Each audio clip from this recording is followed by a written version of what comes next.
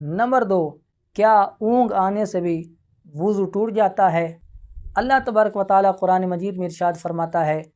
یا ایھا الذین آمنوا لا تقربوا الصلاۃ وانتم سکارا۔ احناف اس سے استدلال کرتے ہیں کہ صرف ہلکی سی اونگ یا صرف غفلت وضو کو توڑنے والی چیز نہیں،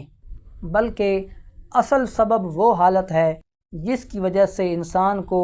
اپنے اعضاء پر اختیار باقی نہ رہے۔ اور حضرت مولا کائنات علی المرتضیٰ شیر خدا کرم اللہ تعالی وجہہ الکریم سے روایت ہے کہ نبی پاک علیہ الصلاۃ والسلام نے ارشاد فرمایا کہ آنکھ مقعد کی بندش ہے، پس جو سو جائے وہ وضو دوبارہ کرے۔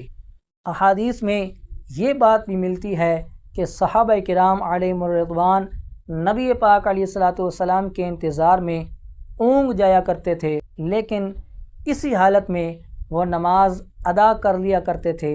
اور ہر مرتبہ نیا وضو نہیں کرتے تھے۔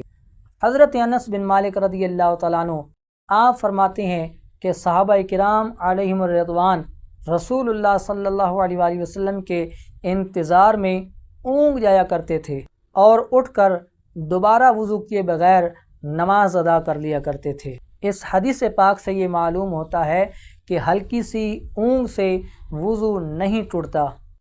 احناف فرماتے ہیں کہ کھڑے ہوئے، بیٹھے، رکوع کی حالت میں یا سجدے کی حالت میں اگر صرف معمولی سی اونگ آئے اور جسم اپنی حالت پر قائم رہے تو وضو نہیں ٹوٹتا،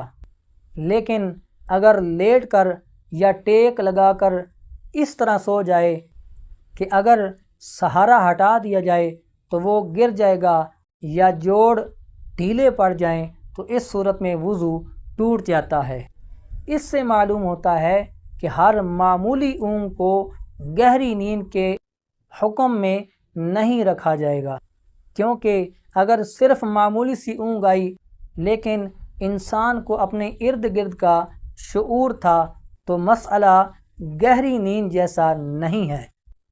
لیکن